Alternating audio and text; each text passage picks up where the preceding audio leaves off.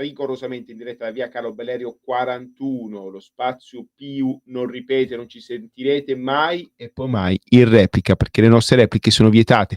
Qualcosa mi dice che ho parlato da solo per 45 secondi, ma è la meraviglia della diretta. Allora mi ripresento di nuovo, sono lo sparacazzate preferito, il vostro sparacazzate preferito Federico, rigorosamente in diretta via Carlo Bellerio 41, 9 gradi a Milano, le 15:04, non ci sentirete mai e poi mai in replica. A fianco a me sta giocando al cellulare il presidentissimo dei professionisti imprenditori uniti, sua eccellenza Mimo Magnetta. Buon pomeriggio a tutti e a tutti. Io mi mantengo al passo coi tempi. Sì. Tutti stanno sempre col telefonino e anche che io, nonostante la mia avete veneranda età, ci sto anch'io. Ecco, ottimo. Anche ottimo. io sono social.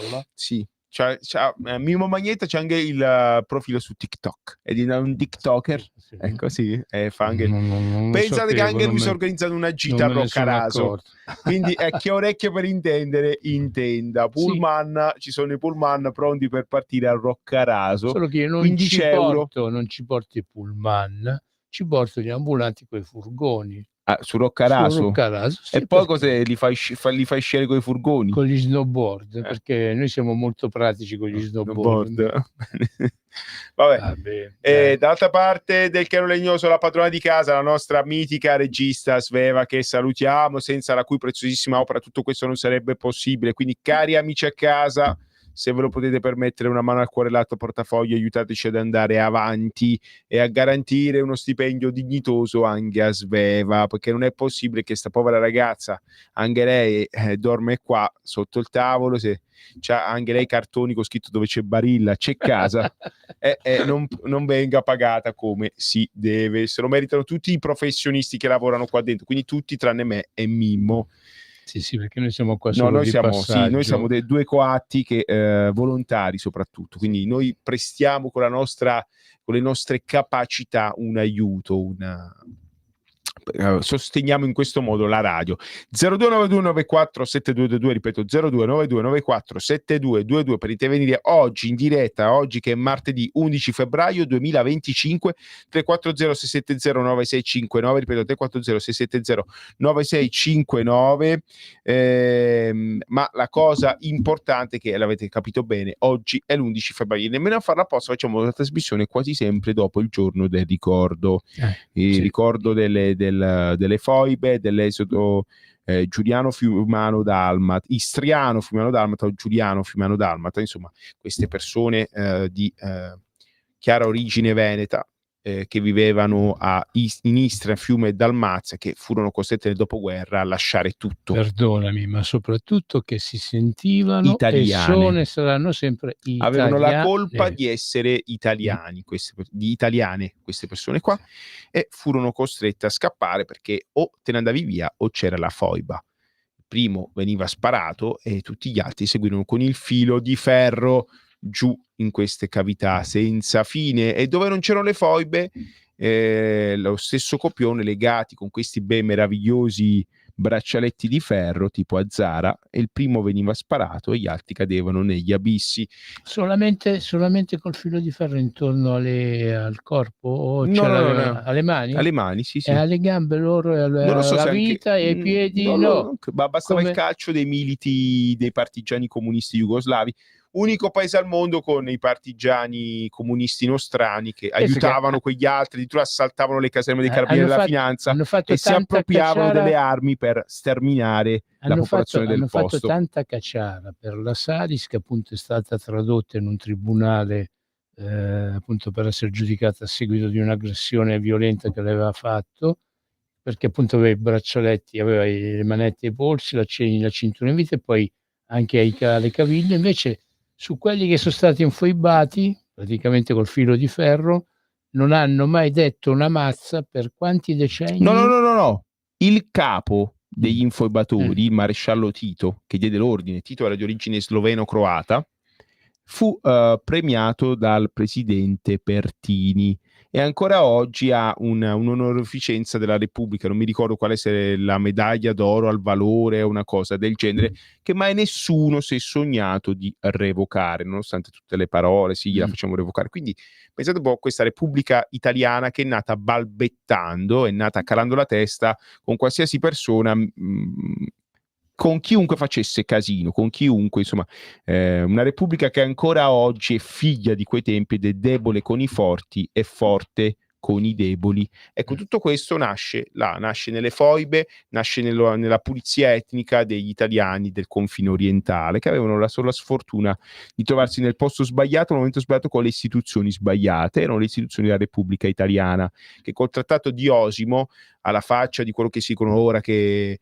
cedette senza battere ciglio, corpi, indagini, terreni, addirittura dando ancora altri soldi alla Jugoslavia. Cedette città, spiagge, cedette monumenti storici che testimoniavano che quei territori, come dicevano, come diceva, come si chiama?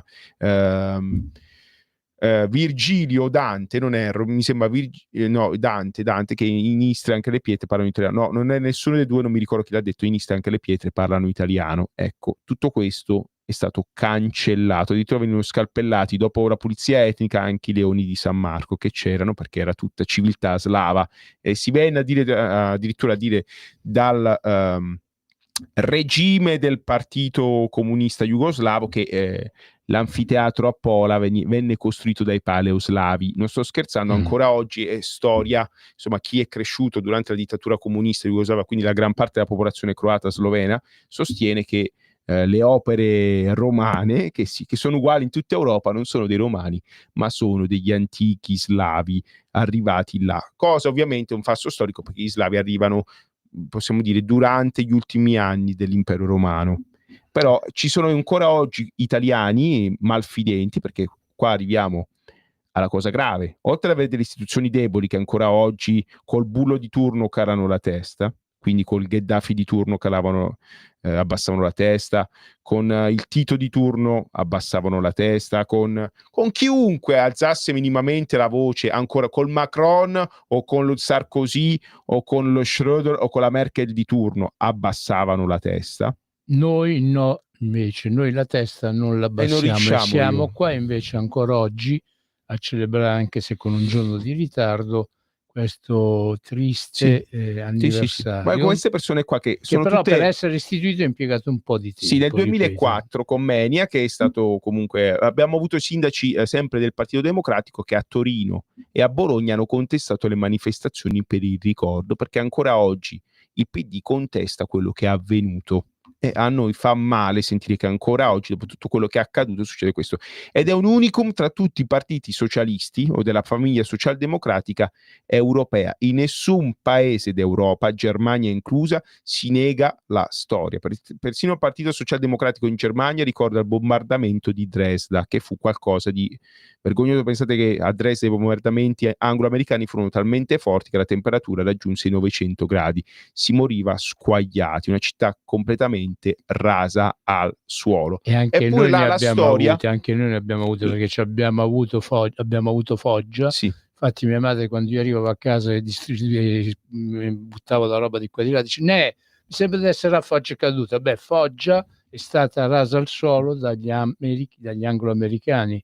Cioè, mi pare che nessuno appunto abbia mai detto una virgola, mai niente. Sì, no, è ora, dico, cari amici a casa, ma lo sapete benissimo, che la storia sia unica per tutti. Pensate che anche in Spagna si sta facendo questo. La Spagna c'è la guerra civile che è stata molto più recente, insomma la dittatura è finita negli anni 75-80 all'incirca. 86 quando morì. Sì, no, ma poi per qualche anno non è stato immediato il passaggio. La storia appartiene a tutti, tranne in un paese dove abbiamo ancora chi ha il coraggio di negare, ancora chi ha il coraggio di servire chi viene da fuori. Questo cosa fare gli interessi dei francesi, e c'è il famoso Partito Democratico che conta tra i suoi dirigenti il maggior numero in Europa e nel mondo forse di Légion d'honneur, che si dà a chi è servito la Francia. Ah, ma non te la compri? Io ho sentito Sì, dire a costa qualcuno anche che te la 3.000 euro, gli devi devi anche dare pagare. 3.000 euro per la prenotazione. Pensate che pidocchiosi i nostri amici d'Oltralpe.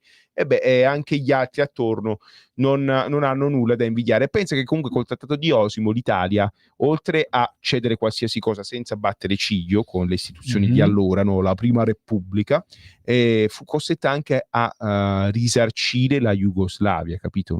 Non solo perdevi terre, complessi industriali e cittadini che non potevano più rientrare nelle loro case, ma li abbiamo anche risarciti. E il presidente Pertini ha pure premiato Tito. E ancora oggi c'è questa onorificenza che è elevatissima. Ora non mi viene in mente, magari poi la cerco, che insomma ha premiato chi ha organizzato tutto questo, ossia Josip Broz, il maresciallo Tito.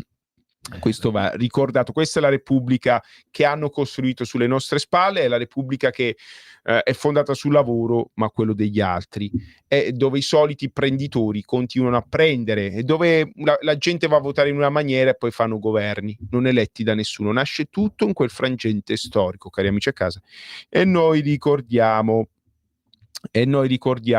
tutto per questo motivo. Meditate gente, meditate. Qua chiudiamo insomma questa pagina che non dovrebbe essere mai chiusa. Sì. Chissà che un giorno si arrivi a pensare. Fatto sta che comunque abbiamo le nostre città che penso a Vicenza, dove il quartiere Esempio X fu fondato, aperto da, insomma, c'era un campo per chi scappava da Fiume Istra e Dalmazia, e poi il famosissimo quartiere Giuliano Dalmata, per non parlare di tantissimi esuli zaratini, fiumani e istriani che hanno popolato Milano. Sono davvero a Milano città non c'è un quartiere tutto loro, ma sono davvero tantissime le persone che sono dovute scappare, che non hanno mai più avuto, hanno perso tutto quello che avevano.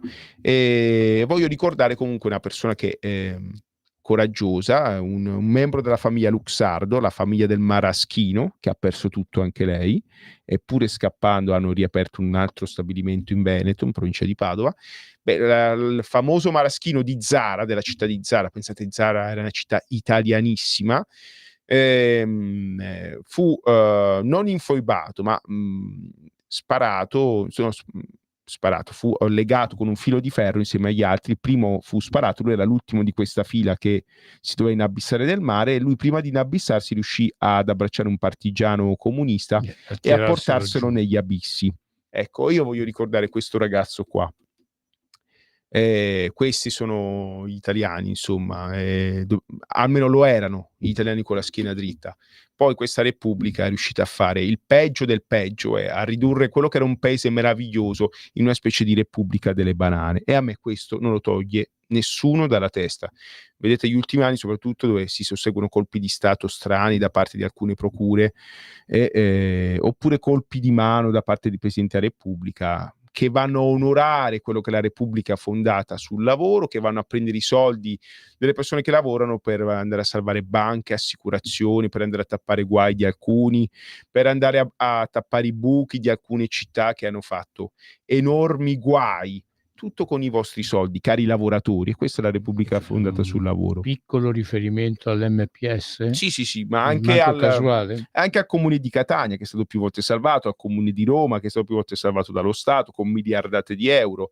Questo va ricordato, cari amici. Mo c'è un altro comune, ma però non lo nomino. No, ma sono tantissimi comuni in dissesto che sono stati salvati dai vostri soldini, ricordiamoci la Fiat, 80 miliardi di euro da quando esiste, con i vostri soldini, per produrre auto di qualità sopraffina, come ben sapete, e poi per scappare con il malloppo e svendere al francese di turno appena è stato possibile. Questa è la Repubblica fondata sul lavoro. Giudicate voi, si dice che la storia è galantuomo, insomma, il tempo è galantuomo, non la storia, e bisogna giudicare la storia dopo che è avvenuta. Beh, io posso dire che se facciamo un bilancio, mi dispiace, è disastroso. Tutto questo, insomma, ha la genesi nell'abbandonare i propri concittadini nel momento più importante, e addirittura quando arrivavano in Italia ricevevano la festa a Bologna, dove, ricordiamo, c'erano i ferrovieri della CGIL comunisti, tutto di più, meno che sì, non fecero il latte per i raccogliere il latte per bambini, i neonati, l'aceto. cioè quando a me ricorda molto la crocifissione di Gesù Cristo, quando Gesù urlava ossete, datemi da bere, i giudei gli diedero l'aceto. Ecco, poi giudicate voi, cari amici a casa, ma così nasce la Repubblica Italiana e così è stato per tanto tempo. Rammento, così ha fatto uno dei presidenti che dicono più amati dagli italiani, io non so, a me Pertini non è mai piaciuto, che ha dato l'onorificenza al regista di tutta questa strage, di tutto questo schifo, il maresciallo Tito. Ditemi, chiamatemi 0292947222 o 340 670 9659, ripeto 340 670 9659, e ditemi se c'è un altro paese al mondo che ha fatto una cosa del genere. No, basta. E io qua non devo... Voglio anche ricordare che la minoranza slovena in Italia invece è stata tenuta più che in considerazione. Addirittura abbiamo esponenti della minoranza slovena come Walter Veltroni, che è figlio di madre slovena, Cossutta, la famiglia Maldini. Pensavo che stessi dicendo qualcos'altro su Veltroni. Un certo Giorgio Gaber. Sono tantissimi gli sloveni che hanno conosciuto un enorme successo in Italia, hanno il bilinguismo, e l'Italia, da questo punto di vista, i cittadini italiani sono orgogliosi di avere una minoranza che parla un'altra lingua e non sono mai stati uccisi o fatti, insomma, anzi hanno avuto anche successo, insomma. Ecco, però assolutamente. Abbiamo questo va ricordato. Ascoltatore, perciò diamo voce al nostro ascoltatore o ascoltatrice. Buongiorno, chi sei, da dove chiami? Buongiorno, ciao ragazzi, sono Marco. Ciao Marco. Chiamo da Milano. Ciao. Mi consentite di poter dissentire bonariamente, ovvio, da quello che voi dite? Perché vedi, gli italiani pensano di essere sempre stati dalla parte del giusto, mentre invece non è così. Gli italiani sono stati nella seconda guerra mondiale, al di là di qualsiasi discorso, dalla parte sbagliata. E vorrei ricordare che nel nostro paese, in Italia ed in Slovenia, in Croazia e in Dalmazia, operavano dei campi di concentramento costruiti dagli italiani, va bene, che hanno massacrato la popolazione locale. Allora, basterebbe leggersi un pochettino di storia, questi sono numeri della storia, dal 41 al 1945. Prendiamo soltanto i campi di concentramento italiani, in cui c'era personale italiano dell'esercito che operava con le SS. Dal 41 al 1945 sono stati massacrati 750.000 serbi, 60.000 ebrei e 26.000 rom. Sì, ma qua stiamo parlando della guerra Jugoslavia. Io ho avuto modo di conoscere diversi soldati italiani che sono stati in Jugoslavia a fare la guerra. È un altro contesto. Qua parliamo di Istra, Fiume e Dalmazia, dove insomma la popolazione era grande maggioranza italiana e c'era un confine non andiamo a parlare di un'occupazione che c'è stata sbagliata, e dirò di più. I massacri dei partigiani comunisti di Tito avvennero anche contro la popolazione serba, sappiatelo. Non a caso là, purtroppo, dopo la morte di Tito è saltata la Jugoslavia. Non aspettavano altro per ammazzarsi uno con l'altro, ed è stata una delle più grandi tragedie moderne. Non si può confondere il pane con la polenta, come dicono nel nord-est, che rimane. E voglio anche ricordare che se fosse stato per il Partito Comunista Italiano e per il Partito Socialista, anche Udine, Gorizia e Pordenone sarebbero Jugoslavia oggi. Questo va ricordato. Ditemi se è normale, esiste una cosa del genere in qualsiasi altro paese del mondo. Ve lo dico io. No, non esiste.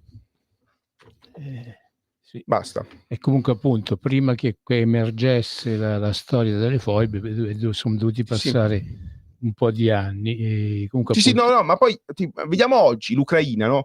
Per una cessione molto più inferiore di territori e ricchezze, l'intera Europa è andata alla guerra. 100 miliardi di euro ha dato l'Europa per continuare questa guerra idiota. È un'idiozia questa guerra, lo vediamo dalle battute di Trump, non ha più senso. Gli Stati Uniti hanno speso 350 miliardi di dollari, insomma, per chiedere un sacrificio molto minore all'Ucraina, sia per il terreno, sia per la popolazione, sia per tutto il resto.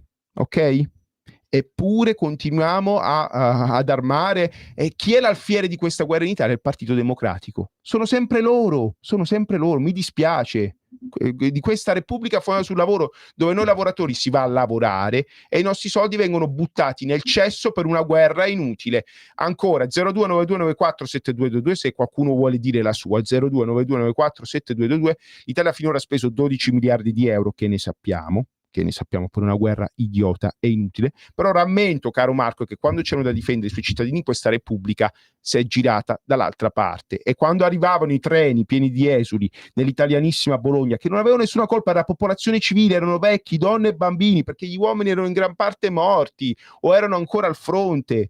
Tra quei uomini là c'era anche mio nonno, che è tornato in Italia nel 46, non ha potuto nemmeno votare il referendum farsa tra monarchia e repubblica o l'assemblea costituente. Così nasce. In Germania hanno aspettato che tutti rientrassero prima di fondare la Bundesrepublik, caro Marco e cari amici all'ascolto. Così nasce questo Stato. Se tu non hai niente da dire, per carità, è ineccepibile, ma a mio parere, a parere di tantissimi italiani, è una schifezza. Sono istituzioni davvero nate male, che continuano a operare male, e mi dispiace. Io sfido chiunque a dire il contrario.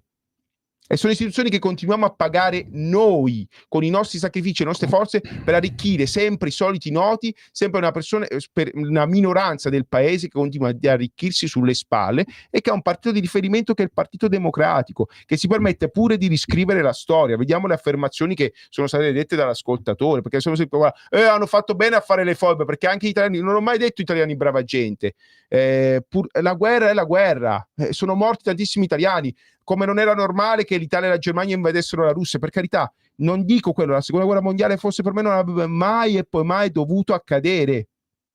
Siamo qua a parlare di un'altra cosa, dell'eccidio di popolazione civile, di donne, bambini e anziani, e che non di possono militari. giustificare nessun errore di governi o comunque sia di eserciti. La popolazione civile non deve essere toccata, cioè non per niente noi siamo arrivati. Sentivo stamattina che il nostro segretario del partito, appunto Matteo Salvini, è andato in Israele, appunto, e ha discusso con Netanyahu di quello che è la problematica dell'ordine di cattura internazionale nei confronti di come cacchio si chiama? Sì, di Netanyahu. No? Cioè, il discorso appunto è questo: i bambini non si devono toccare, i civili non si devono toccare, però tanto per arrivare in epoca un pochino più moderna. Comunque abbiamo un partito della sinistra che si accaparra sempre lotte o argomenti o battaglie su queste questioni qua, no? Però ecco, voglio riportarla all'attualità. Il partito del democratico, l'erede del Partito Comunista Italiano, ha sempre questa abitudine, perché comunque sia all'interno del Partito Democratico abbiamo Gentiloni, che appunto ha deciso di, tu hai parlato prima del trattato di Osimo che ha deciso alcune cose, ecco, Gentiloni ha deciso di dare una parte del nostro mare Mediterraneo, proprio ligure, ai francesi. E comunque leggiamo abbiamo questa abitudine che certi governi italiani hanno preso e preferito sempre, anzi certi politicanti italiani hanno sempre preferito prendere e servire la nazione a fianco, o da una parte o da un'altra. Quella classe dirigente in particolare. Una volta est, un'altra volta ovest, insomma praticamente sta cavolo d'Italia, ma chi è che la guarda? Chi la cura? Beh, nemmeno il presidente Pertini, perché vi leggo quello che diceva e dichiarava il presidente Pertini, che insomma nominò Tito, il regista di quello che è accaduto in Istra Fiume e Dalmazia, l'infoibatore per eccellenza, cavaliere della Repubblica. Sentite, quando ci sono stati italiani benemeriti, tra uno, posso dire, è morto purtroppo qualche anno fa, ci ha lasciato Morricone, un uomo amato in tutto il mondo che ha vinto premi ovunque tranne in un paese, l'Italia. Non ha avuto un'onorificenza dalla Repubblica quest'uomo, conosciuto per aver musicato i film più belli al mondo, italiani e stranieri. Dato la risposta. Morricone ha creato musiche, ha creato poesia. In qualsiasi altro paese al mondo sarebbe senatore a vita, una persona del genere. Se avesse ucciso qualcuno, anche solo dal punto di vista metaforico, economicamente parlando, avrebbe avuto anche lui la sua onorificenza. Beh, comunque questo dichiarava Pertini, Con Tito io ho perduto un compagno e un amico. Il suo patrimonio ideale e politico non andrà disperso e l'ha lasciato in mani sicure. Con l'amicizia fraterna che a Tito mi legava, guardo fiducioso all'amicizia del popolo jugoslavo. Conclude di suo pugno il socialista Pertini. Ed ecco, insomma, e poi lo stesso che ha decorato addirittura l'onorificenza di Cavaliere di Gran Croce dell'Ordine al Merito della Repubblica Italiana, decorato di Gran Cordone, che è stata conferita nel 1969 dal Presidente della Repubblica, il socialista Pertini, al Presidente Josip Broz della Repubblica Federativa Socialista di Jugoslavia, noto come Tito. Ok? E ancora oggi, infatti, questi eredi della tradizione socialista e comunista vanno e fanno danni, hanno danneggiato gravemente il monumento nazionale della foiba di Basovizza.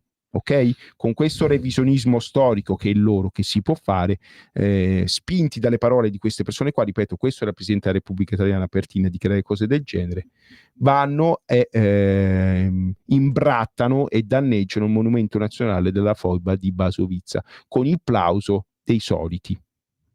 Ecco, passiamo immediatamente l'ascoltatore al telefono e poi la seconda parte la dedicheremo ad altro. Buonasera, chi è, dove chiama? Sono Augusto D'Alecco, ciao. Ciao Augusto, prego. Ciao. Allora, io ho lavorato per diversi anni in Russia, in Ucraina e in Bielorussia. Adesso, senza entrare nel dettaglio, ma questa guerra è veramente una vergogna. Il fatto che noi ci siamo schierati in maniera così servile alla NATO e agli Stati Uniti, compromettendo i nostri interessi, le logiche, il buonsenso, mi fa veramente vergognare di questo governo e di questo Stato. E chiudo la parentesi con la Russia. Aggiungo un dettaglio che è importante però riguardo le foibe, eccetera, eccetera. I partigiani titini, alcuni di loro, fruivano di una pensione elargita dallo Stato italiano grazie alla volontà del Partito Comunista di allora. Quindi questi criminali assassini non solo sono stati perdonati, eccetera, ma oltre alla beffa anche il danno, ok, fruivano di pensioni dello Stato italiano. Il che la dice tutta di quello che è il ruolo dei comunisti, che non sono cambiati. Perché se guardate la Picerno, la prima Picerno, quella del PD, cosa fa in Europa contro la Russia, contro i nostri interessi, eccetera, c'è da vergognarsi. Spero di essere stato chiaro, è bello sentirvi e vi saluto. Grazie Augusto, grazie davvero. Allora andiamo in pubblicità subito e torniamo con la seconda parte dello Spazio Più. Stai ascoltando Radio Libertà, la tua voce libera, senza filtri né censura. La tua radio. sempre più liberi. Con La tua radio è il nuovo sito che mette in prima pagina opinioni, firme, notizie, uno sguardo nuovo e originale sui fatti che ci circondano. Il nuovo quotidiano online. Semplicemente radiolibertà.net. E rieccoci con la seconda parte dello Spazio Più, rigorosamente in diretta oggi, martedì 11 febbraio 2025, dagli studi di via Carlo Bellerio 41 in Milano. Federico Lo Sparacazzate, Mimmo Magnetta e soprattutto Sveva in regia. 0292947222, ripeto 0292947222, e il WhatsApp è 340 670 9659. Ecco, allora leggiamo i WhatsApp. Ok, giusto, va benissimo. Qua qualcuno, Ferdinando ci scrive che i cretini non hanno tessere di partito, sono un po' in tutti i partiti. Ferdinando non riesco a dissentire. Ok, tanto per essere diplomatico ho scritto ben altro, ma non posso dire certe cose in radio, caro Ferdinando, ma amiamo, ecco, abbiamo feeling con gli ascoltatori solitamente. E quindi ne siamo orgogliosi, e siamo qua allora di parlare un po' dell'attualità, di quello che accade nel mondo delle imprese, dell'economia. E oggi a me ha stupito il fatto che Giorgia Meloni è andata al congresso della CISL. Non siamo qua a fare marchettone, abbiamo sempre criticato i sindacati confederali perché, come ben sapete, se questo paese, questa repubblica fondata sul lavoro, quello degli altri, dove c'è una gran parte della popolazione che fa i sacrifici, una piccola che ne trae vantaggi. E qua sfido qualcuno a chiamare lo 0292947222, a scriverci al 340670969 e dire il contrario. Ecco, è andata a sostenere la proposta della CISL in merito alla legge che prevede la partecipazione dei lavoratori nei consigli di amministrazione delle imprese. Misura che in Germania è legge da sempre nella Bundesrepublik. E di cui con Carlo Persano abbiamo parlato un sacco di volte. Sì. Noi sono anni che ci consumiamo l'ugola a ripetere certi. Il governo dei fasci, a quanto pare, che ne dica Tito, Elly Schlein, Pertini, Gentiloni e chi ne ha più ne metta, di queste degnissime persone, insomma, è aspramente contrario insieme alla CGIL, che dicono che i lavoratori non debbono partecipare. Voglio ricordare che la legge non prevede obbligatoriamente la partecipazione dei lavoratori alle imprese come è nelle aziende più grandi in Germania. Tuttavia prevede che lo Stato dia degli incentivi economici interessanti alle imprese che renderanno i lavoratori partecipi alle decisioni dei consigli di amministrazione e alla distribuzione degli utili. No, invece l'Italia ha sempre dato i soldi a certi imprenditori, non imprenditori industriali, così, perché appunto si pigliassero gli attivi, quel che veniva fuori, privatizzassero gli utili e socializzassero le perdite. Quando poi questo finiva si portavano via proprio le aziende, se le trasferivano proprio all'estero. Noi dobbiamo farla finita questa storia. Insomma, noi dobbiamo dare merito a chi se lo merita. Sì. Ma ancora oggi in Germania, se ci sono grandi imprese nonostante la crisi, ci sono un gran numero di lavoratori pagati bene, ben formati. Io in Germania sono andato un sacco di volte, ho parte della mia famiglia. Voglio rammentare che esistono interi pezzi del meridione che sono stati smontati e portati in Germania, ma non deportati per costrizione, sono andati a cercare fortuna.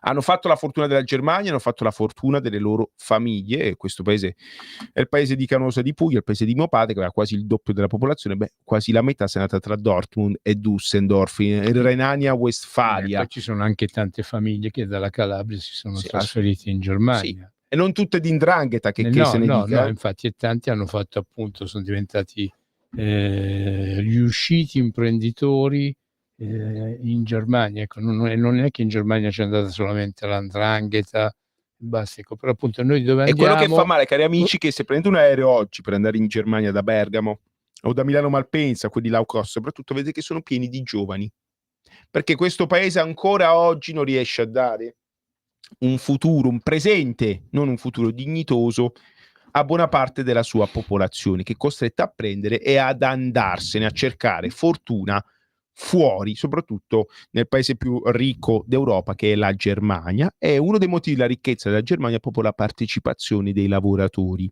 alle scelte delle imprese. E guardate caso, a quanto pare il modello tedesco funziona anche con la crisi nera che c'è. Questo va ricordato, cari amici a casa. Quindi il provvedimento, da quello che ho capito, è stato già approvato in prima lettura, aspetta la seconda lettura dell'altra Camera. Ci auguriamo che il governo dei fasci riesca a fare una delle misure più sociali in assoluto, che è quella appunto di rendere partecipi tutti all'economia, come la Costituzione di questa strana Repubblica prescrive a parole, come invece certi sindacati ancora oggi fanno finta di non vedere. Questo va ricordato, e ho apprezzato molto, insomma, il congresso della CISL che ha preso questa legge come suo pilastro, fondamento di azioni, perché l'economia deve essere partecipata, appartiene a tutti e non ad alcuni, ai soliti prenditori. Non è il modello Fiat l'economia, cara CGIL, anche se a te piace, anzi, quella è la cosa da non da fare. Il modello Fiat, il modello Torino, che non ce l'ho con i torinesi, ma i torinesi lo sanno benissimo, sia la città nelle mani di una sola famiglia che faceva il bello e il cattivo tempo, con loro ricchissimi che abitavano fuori città nelle megavillone, e centinaia di gente dal Triveneto e dal Meridione che erano accalcati in condomini dove c'erano i cessi in comune fuori nei balconi. E io da piccolo ci sono stato, perché fine anni 80, anni 90 ancora c'era questa usanza qua, il cesso in comune nel balcone insieme a tutto il piano, bisognava pure fare la fila per andare a cagare, scusate gli insulti, ma questo è il modello Fiat, cara CGIL, è il modello sbagliato, è proprio la cosa da non fare. E pensate che invece per i governi ulivisti del centrosinistra dare i soldi alle grandi imprese per continuare a fare questo era la cosa in assoluto migliore, e invece additare le piccole e medie imprese di evasori, elusori, vergogna, voi ancora oggi è la loro politica economica. Anche qua andate in qualsiasi altro paese del mondo e ditemi qual è il governo che va a lavorare contro i suoi imprenditori, che siano piccoli, medi o grandi. Ce n'è uno, quello è l'Italia, dove c'è una classe politica che combatteva la gran parte dell'imprenditoria media e piccola, perché l'unico modello era quello, la Fiat, l'Olivetti, De Benedetti con le sue meravigliose imprese, che non è rimasta una aperta, e sono state tutte salvate da noi, tutte salvate dai vostri soldi, cari lavoratori all'ascolto, e lo sapete benissimo. Questo è il modello di imprese e di economia di questi signori, e non è cambiato nulla, mentre il mondo è radicalmente cambiato. Persino in Cina il comunismo non è più così comunista, ma si è dovuto aprire al libero mercato. In Vietnam, persino Cuba ammette la proprietà privata. Abbiamo in Italia i più realisti del re. Però forse perché appunto in fondo le cose se le sono gestite sempre il padronato con certo sindacato, cioè il padronato con quei sindacati concertavano certe cose che, guarda caso, però alla fine davano più ricchezza, davano più vantaggi ai padroni che appunto agli operai.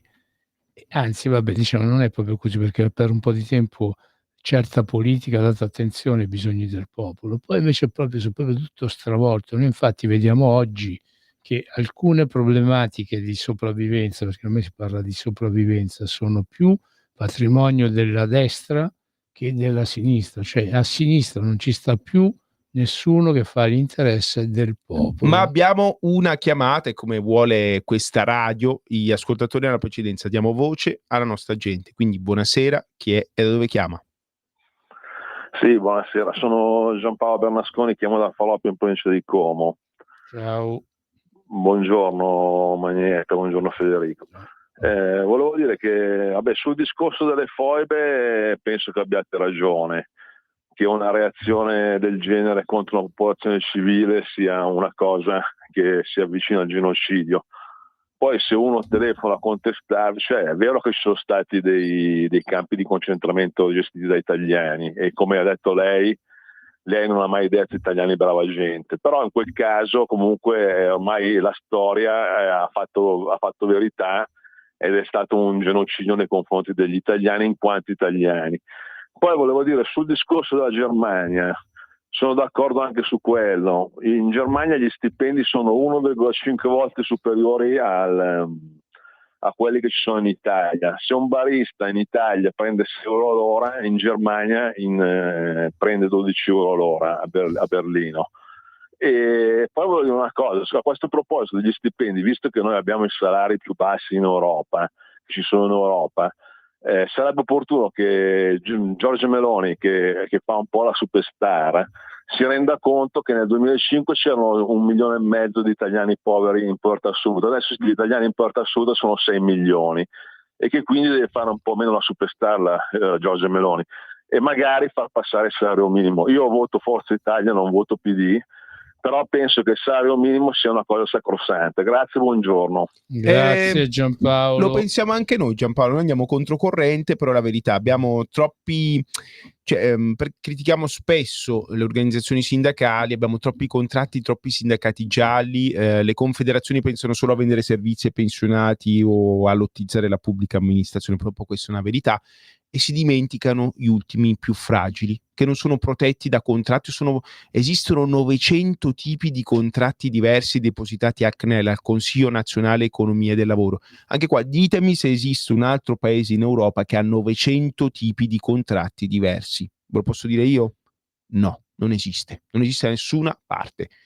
So che sicuramente si inventeranno le truffe, invece di assumere i lavoratori full time li assumeranno part time, però avere un salario minimo orario dignitoso, ecco, dovrebbe essere uno dei principali compiti di una repubblica cosiddetta fondata sul lavoro. Assolutamente sì.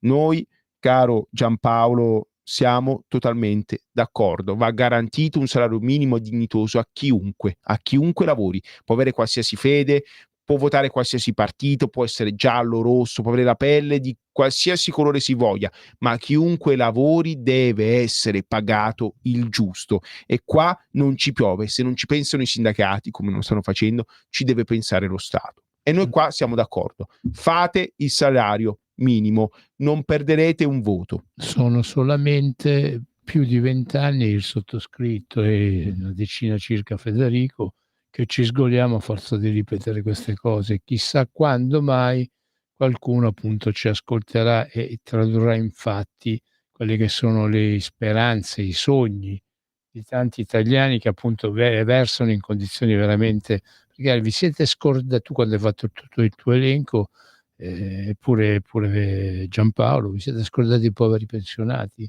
Cioè noi abbiamo pensionati che veramente... Ma il dramma è quello, Mimmo, se non si pagano meglio i lavoratori che lavorano ora, non si potranno mai alzare le pensioni a un livello dignitoso. Io ho visto quella Però che ora dato mia che ormai moglie... in Italia la maggior parte sono pensionati di tutta Italia, uniamoci No, io e incazziamoci. ho visto una meravigliosa trasmissione, una meravigliosa discussione tra quella che è mia moglie e sua nonna. La nonna si lamenta, ma la pensione è sempre bassa. E mia moglie diceva, ma io malapena ce la faccio guadagnare 1.000 euro. Come faccio a pagare a te una pensione che sia sopra i 1.000 se io quei 1.000 euro non li vado a guadagnare? Ecco, cari amici a casa, la guerra generazionale deve finire. È ora che la politica si svegli e pensi al bene della nazione, dei suoi imprenditori, delle sue partite IVA, dei suoi lavoratori, soprattutto quelli più fragili. Sappiate, cari amici all'ascolto, che nessuna azienda salterà perché va a pagare 3-4 euro in più all'ora a un lavoratore. Ve lo diciamo noi. Anzi, si rischia l'effetto contrario che se li vai a pagare un po' di più i lavoratori ti vanno a consumare molto di più, a produrre ulteriore ricchezza, perché chi lavora va pagato il giusto. Questo discorso ormai, che prima apparteneva al meridione, si è esteso in tutta Italia, persino qua a Milano abbiamo lavoratori che vanno a guadagnare una fame, soprattutto nelle solite multinazionali che tanto piacciono alla sinistra. E quindi davvero è un cane che si morde la coda. Diamo dignità, facciamo vedere che questa Repubblica è davvero fondata sul lavoro. Invece avere i magistrati che citano come si chiama, la Resistenza, vanno a citare Calamandrei, se volete visitare la Costituzione andate là nei cimiteri dove i partigiani hanno combattuto. Beh, penso che se qualcuno ha combattuto da una parte o dall'altra, aveva combattuto per un futuro migliore per tutti. È il futuro migliore garantire un salario giusto a chiunque lavori. E quelli più fragili, sapete che spesso e volentieri sono i nostri figli, le nostre figlie, le nostre donne, che vanno a guadagnare solitamente di meno rispetto agli uomini. I nostri anziani che non trovano un lavoro e che vengono riassunti a fare... Sì, questa è la tragedia. Oggi è anche una giornata di... un anniversario, il 10° e l'11° anniversario di una nuova... di un nuovo ricordo, di un nuovo festeggiamento che non è Martin Luther King? No, è qualcosa che ha a che fare con praticamente le donne, no? Ecco, il problema appunto è questo, che ormai non è più solo questione di portare avanti, di far crescere quello che è la giusta dignità, cioè di mantenere la giusta dignità appunto per le donne, ormai è diventata anche per gli uomini. Leggevo ieri su un quotidiano che praticamente devono essere stabilite le quote blu, perché appunto praticamente ci sono gli psicologi italiani maschi che praticamente sono in via di estinzioni. Sì, non raggiungono il 20%. Allora, sì, le psicologhe donne, ho letto anche sono più dell'83%. Allora, anche nell'istruzione, scusami Mimmo, le donne che insegnano sono la stragrande maggioranza. È brutto da dire, noi non facciamo qua chi difende i privilegi del maschio bianco, del patriarcato. Tuttavia è giusto che ci sia una presenza maschile minima sia nella psicologia sia nel mondo dell'istruzione. E comunque appunto il principio che deve essere proprio al fondamento della nostra esistenza è quello di dare il giusto necessario per vivere, per permettere a tutti di vivere, senza stare a perdere tempo in chiacchiere difendendo oggi le donne, domani i bambini, dopodomani i maschi, dopodomani i transgender e cose varie. Cioè qua ogni essere umano ha il diritto di poter vivere la sua vita in maniera dignitosa. Allora non ci servono forze politiche che ogni 2x3 stanno ad attaccare appunto gli altri partiti con gli avversari politici, perché appunto se quello dice questo, noi dobbiamo dire l'esatto opposto. Dobbiamo finirla con questa tarantella, se no così praticamente non andiamo da nessuna parte, Sì, giusto? sì, no, va garantito assolutamente. Beh, però c'è una persona che da qualche parte per me potrebbe andare, lo posso dire, scusami, io ogni volta che la vedo provo un moto di schifo, è più forte di me. E questa persona qua si chiama Daniela Santanchè, che è destinataria di 2 inchieste della procura, anzi del Tribunale di Milano, una insomma per aver frodato gli azionisti delle sue imprese e un'altra per aver usato i soldi della cassa integrazione Covid invece che insomma per pagare i lavoratori. Sembra che si li sia intascati. Ecco, è gravissimo, sono gravissime accuse per un ministro della Repubblica. Finché non viene condannata è innocente, però a mio parere per modesto, una questione etica comunque dovrebbe fare un passo indietro, anzi di lato, e affrontare i processi da persona libera e non da ministro della Repubblica. No, persona qualsiasi. Ecco. Comunque noi Daniela Santanchè, soprattutto in alcune trasmissioni con Carlo Persano, abbiamo avuto modo di difenderla, perché appunto in pratica Carlo Persano diceva, in fondo la Santanchè alcune cose le ha pagate vendendosi una villa, vendendosi le proprietà. Beh, beata a lei che si è potuta vendere qualche proprietà per pagare alcune cose. Per anche con lo stipendio da onorevole e lo stipendio da ministro penso che riesca a pagarsi. Allora, noi non possiamo passare il nostro tempo a discutere né della Santanchè. No. Però sarebbe bello che si accorgesse che non è il caso di stare là. Quello la Santanchè, cioè d'altronde dovrebbe essere lei a decidere. Io dubito che decida in maniera appunto coscienziosa, ecco. Dignitosa. Però appunto il problema, a me ne fotte niente di tutte le varie tarantelle create o dalla Santanchè o di questo e di quello. Io, ahimè, per esempio, penso sempre alle persone deboli. Visto che sono in questa radio ormai da tanto tempo e grazie al fatto che io mi sono autonominato loro difensore degli ambulanti, per esempio ci sono gli ambulanti romani che stanno decidendo di scendere in piazza per lottare perché agli ambulanti romani l'amministrazione comunale gli sta togliendo proprio l'ossigeno, l'acqua, gli sta togliendo anche il terreno da sotto i banchi. Ecco, questi hanno deciso alla fine, dopo tanto tempo, dopo tante vessazioni che l'amministrazione comunale romana sta elargendo a piene mani, di scendere in piazza.